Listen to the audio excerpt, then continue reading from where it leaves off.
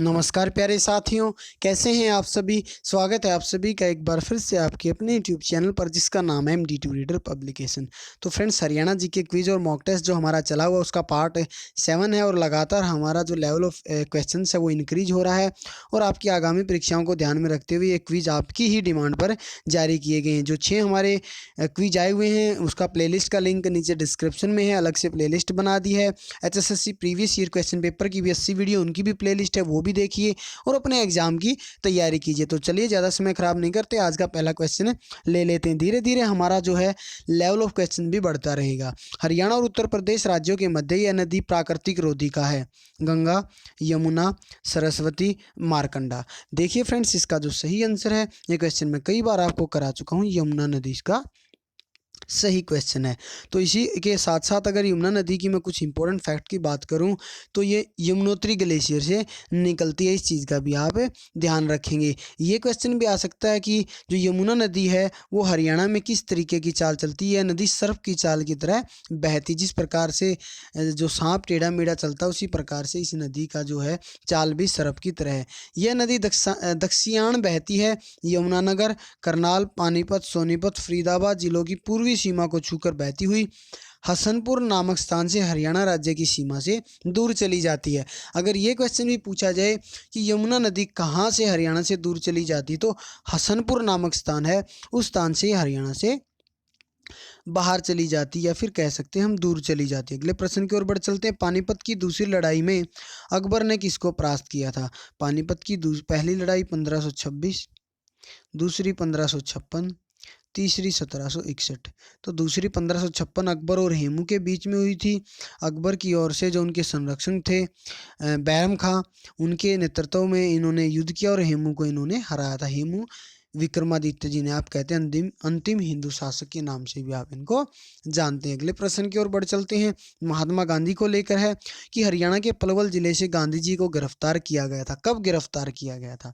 जनवरी 1919, मई 1920, अप्रैल 1919, अप्रैल 1921। तो फ्रेंड्स, इसका जो सही आंसर है वो है अप्रैल 1919 को जो है महात्मा गांधी को जो पलवल जिले से गिरफ्तार किया गया था। स्वामी जो सरदानंद थे उनके निमंत्रण पर गांधी जी मुंबई से दिल्ली आए थे और वहां से ये हरियाणा के लिए चल पड़े थे। लेकिन पलवल जो अंग्रेज सरकार थी उस समय की तत्कालीन, उन्होंने घबराकर पलवल से के स्टेशन से ही गांधी जी को रेलवे गाड़ी को रुकवा कर गिरफ्तार कर लिया अप्रैल 1919 को। यह गांधी जी की भारत में पहले गिरफ्तारी थी। उन्हें हिरासत में लेते ही दूसरी गाड़ी में बिठा दिया जो मुंबई की तरफ जा रही थी।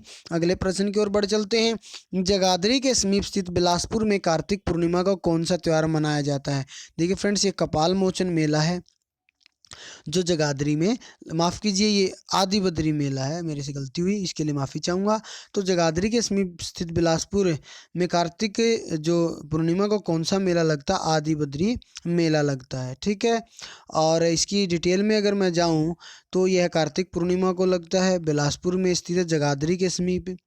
उसके अलावा यमुनानगर जिले में पड़ता है। शिवालिक की पहाड़ियों के समीप यह पौराणिक गांव बसा हुआ, ऐसा माना जाता है कि सरस्वती नदी का जो उद्गम स्थल है वो आदि बद्री गांव से ही होता है। अगला प्रश्न है। हरियाणा के कैथल नगर में डोगरा गेट के समीप निम्न में से कौन सा गुरुद्वारा स्थित है। तो गुरुद्वारा नीम साहिब इसका सही आंसर है। कैथल नगर में डोगरा गेट के समीप गुरुद्वारा नीम साहिब स्थित है। इसके अलावा जो है गुरुद्वारा मांझी साहिब, गुरुद्वारा टोपियो वाला, शेख तैयब का मकबरा, बाबा शाह कलाम की मज़ार, ईंटों की बावड़ी, प्राचीन टीला बालू, अरनोली का टीला, ये सभी भी हमारे कैथल के अंदर स्थित है। फिर रिपीट कर रहा हूँ, एक तो गुरुद्वारा नीम साहिब हो गया, गुरुद्वारा मांझी साहिब हो गया, गुरुद्वारा टोपियो वाला, शेख तैयब का मकबरा, ईंटों की बावड़ी, बाबा शाह कलाम की मज़ार, ठीक है, प्राचीन टीला बालू, ये सारी चीज़ें हमारी कैथल के अंदर स्थित है। हरियाणा के किस कवि ने सत्याग्रही प्रहलाद लिखी थी।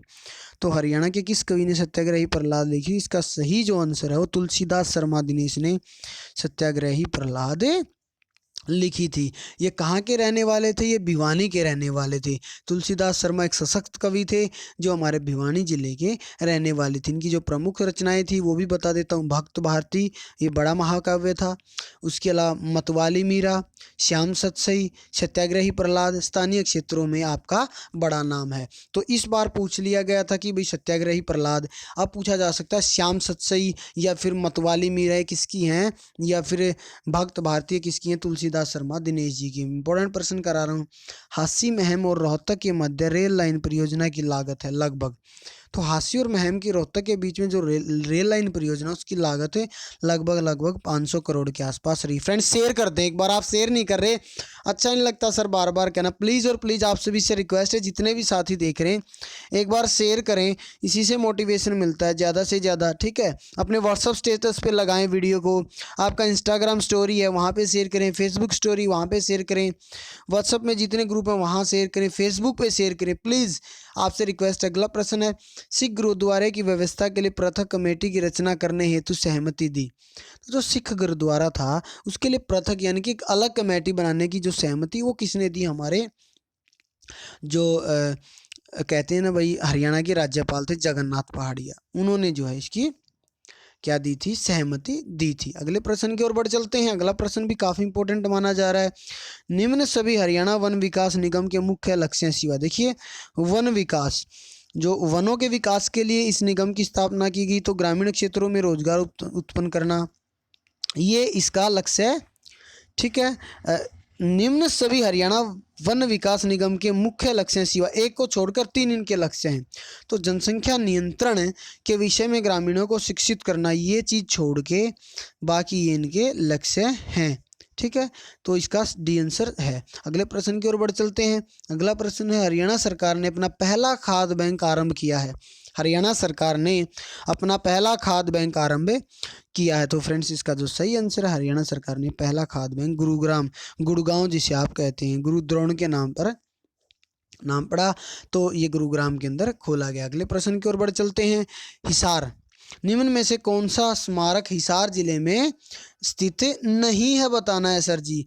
हिसार में स्थित नहीं है। शेख चिल्ली का मकबरा, शेख चिल्ली का मकबरा ये कहाँ पर स्थित है? थानेसर कुरुक्षेत्र के अंदर स्थित है। इसे हरियाणा का ताजमहल के नाम से भी जाना जाता है। इसके अलावा गुजरी महल, फिरोज शाह महल, बारसी गेट ये हमारे हिसार जिले के अंदर स्थित। अगले प्रश्न की ओर बढ़ते हैं चलते हैं। हरियाणा के राज्यपाल बनने के लिए कहिए या फिर राज्यपाल बनने के लिए न्यूनतम आयु कितनी होनी चाहिए? फ्रेंड्स इसके लिए जो न्यूनतम आयु है हमारी वो 35 वर्ष होनी चाहिए। राज्यपाल के लिए 35 वर्ष एज होनी चाहिए। इस चीज़ का आप ध्यान रखेंगे। अगले प्रश्न की ओर बढ़ चलते हैं। मुख्यमंत्री रत्न अवार्ड का संबंध किससे है? मुख्यमंत्री रत्न अवार्ड का जो संबंध है वो औद्योगिक श्रम से, जो औद्योगिक श्रम इंडस्ट्रियल हार्डवर्क, तो औद्योगिक श्रम से मुख्यमंत्री रत्न अवार्ड का संबंध है। हीरो मोटरसाइकिल का निर्माण किस स्थान पर होता है? देखिए मैंने आपको पहले बताया था, हीरो हमारा होता है, हीरो का जो निर्माण होता है वो हमारा धारूहेड़ा के अंदर होता है। हीरो मोटरसाइकिल का निर्माण रेवाड़ी जिले के अंदर आता है धारूहेड़ा।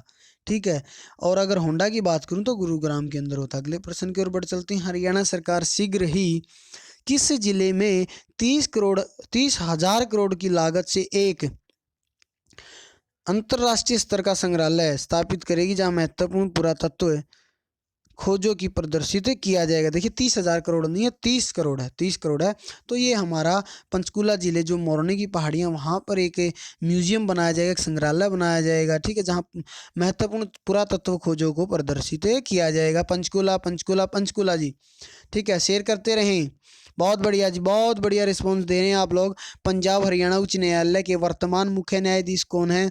पंजाब हरियाणा जो हमारा हाई कोर्ट है उसके अभी जो मुख्य न्यायाधीश हैं वो रविशंकर झा हैं। कौन है? रविशंकर झा हैं अभी फ़िलहाल के। ठीक है, इस चीज़ का आप ध्यान रखेंगे। इससे पहले एस.जे. वजीरदार थे पंजाब हरियाणा हाईकोर्ट के मुख्य न्यायाधीश। अगले प्रश्न की ओर बढ़ चलते हैं। हरियाणा सरकार की खेल नीति 2015 के अनुसार कॉमनवेल्थ खेलों में, कॉमनवेल्थ पूछा है, स्वर्ण पदक विजेता को अब दी जाने वाली राशि कितनी है? स्वर्ण पदक विजेता कॉमनवेल्थ गेम्स के अंदर 1.5 करोड़ है जी। 1.5 करोड़, 1.5 करोड़।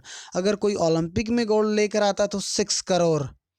6 करोड़ है जी ओलंपिक के लिए, इस चीज़ का आप ध्यान रखेंगे। स्वर्ण पदक, ठीक है। एशियन गेम में कोई स्वर्ण पदक लेके आता 3 करोड़, कॉमनवेल्थ में कोई स्वर्ण पदक लेकर आता है तो 1.5 करोड़, ठीक है फ्रेंड्स। अगले प्रश्न की ओर बढ़ चलते हैं। 34वें सूरजकुंड मेले में 2020 में जो हुआ, सहभागी देश कौन सा था? चीन, लेबनान, टर्की, उज्बेकिस्तान। तो फ्रेंड्स इसका जो सही आंसर है वो है हमारा, थीम स्टेट तो हमारा एचपी था, थीम स्टेट हमारा एचपी यानी कि हिमाचल प्रदेश था। लेकिन अगर मैं बात करूं इसमें सहभागी देश तो हमारा इसमें उज्बेकिस्तान था। कौन सा था जी? उज्बेकिस्तान। ये हमारा जो 2020 में 34वां मेला हुआ, ये हमारा सूरजकुंड का मेला, ये हर बार फरीदाबाद में 1 फरवरी से 16 फरवरी तक जो है लगाया जाता है, ठीक है। सहभागी देश हमारा उज्बेकिस्तान है। थीम स्टेट अगर मैं बात करूँ एचपी हिमाचल प्रदेश है। अगले प्रश्न की ओर बढ़ चलते हैं। अगला प्रश्न है हमारा, प्रदेश का थानेसर नामक नगर किस प्रसिद्ध राजा की राजधानी था? तो फ्रेंड्स इसका जो सही आंसर है वो हर्षवर्धन, हर्षवर्धन की राजधानी थानेसर जो कुरुक्षेत्र के अंदर था। यहीं पर शेख चिल्ली का मकबरा, जिसे आप हरियाणा का ताजमहल के नाम से जानते हैं। अगले प्रश्न की ओर बढ़ चलते हैं। इसमें अगर मैं बात करूं हर्षवर्धन का जन्म कब हुआ? 589 ईस्वी में हुआ था। पहले भी मैं इसको लेकर आपको बता चुका हूं। और अगले प्रश्न की ओर बढ़ चलते हैं। वर्ष 2011 की जनगणना के अनुसार हरियाणा के किस जिले में महिलाओं की संख्या सर्वाधिक है? गुड़गांव के अंदर, आप सभी जानते हैं। माफ कीजिए, वर्ष 2011 की जनगणना के अनुसार हरियाणा किस जिले में महिलाओं की जनसंख्या सर्वाधिक है? तो ये फरीदाबाद की है। ये आपका ऑप्शन नंबर डी सही आंसर है, Faridabad is the right answer. अगले प्रश्न की ओर बढ़ चलते हैं। अगला प्रश्न क्या है हमारा, क्षेत्रफल के अनुसार हरियाणा का सबसे बड़ा जिला कौन सा है? पहले हमारा भिवानी था, उससे आपका चरखी दादरी बन गया, तो अब हरियाणा का सबसे बड़ा जिला क्षेत्रफल के अनुसार सिरसा है। अगले प्रश्न की ओर बढ़ चलते हैं। सिरसा का हमारा अगर मैं बात करूं क्षेत्रफल कितना है, वो भी मैं आपको अभी बता देता हूं। 4277 वर्ग किलोमीटर सिरसा का क्षेत्रफल है। खेलों के क्षेत्र में विकास यादव का संबंध किससे है? खेलों के क्षेत्र में विकास यादव का जो संबंध है वो बॉक्सिंग से है। और बॉक्सिंग का पावर हाउस किसे कहा जाता है? भिवानी को कहा जाता है, ठीक है। यहीं से विजेंद्र सिंह भी हमारे खिलाड़ी निकले थे, ठीक है। अगले प्रश्न की ओर बढ़ चलते हैं। अगला प्रश्न है हमारा, मोरनी की पहाड़ी का उच्चतम बिंदु क्या है? करो। देखिए करो चोटी की ऊंचाई कहीं पर 1514 मीटर है, कहीं पर 1467 मीटर है। इस चीज़ का आप ध्यान रखेंगे। अकॉर्डिंग टू ऑप्शन आप यहाँ पर लेकर चलेंगे। अगले प्रश्न की ओर बढ़ चलते हैं। हरियाणा में प्रथम बार राष्ट्रपति शासन, हरियाणा में ये प्रश्न आ जाए, कितनी बार राष्ट्रपति शासन लगा? 3 बार, 1967, 1977 और 1991। 3 बार राष्ट्रपति शासन लगा। तो पहली बार नवंबर 1967 के अंदर लगा। कब लगा? नवंबर 1967। अगर एग्जैक्ट डेट की मैं बात करूं तो 2 नवंबर को लगा, 2 नवंबर 1967, ठीक है। 1 नवंबर 1966 को एग्जैक्टली आफ्टर 1 ईयर, तो 2 नवंबर 1967 से लेकर 22 मई 1968 तक यहाँ पर राष्ट्रपति शासन लगा। उस समय भारत के राष्ट्रपति जाकिर हुसैन थे। अगले प्रश्न की ओर बढ़ चलते हैं। निम्न सभी काव्य से संबंधित है सिवाय, तो सुरेंद्र शर्मा, राजा राम शास्त्री, तुलसीदास शर्मा, अल्हड़ बीकानेरी। तो फ्रेंड्स इसका जो सही आंसर है वो राजा राम शास्त्री हैं। सभी काव्य से संबंधित है राजा राम जो हमारे शास्त्री हैं उनको छोड़कर। अगले प्रश्न की ओर बढ़ चलते हैं। अगला प्रश्न भी काफ़ी इंपॉर्टेंट है एग्जाम पॉइंट ऑफ व्यू से, ये आते रहते प्रश्न। माफ़ कीजिए, आज ये हमारा लास्ट क्वेश्चन था। आज की इस क्विज में इतना ही। इसी प्रकार की डेली क्विज के लिए जुड़े रहिए चैनल के साथ। Keep watching, keep supporting your own YouTube channel MD2 reader publication. Thank you very much.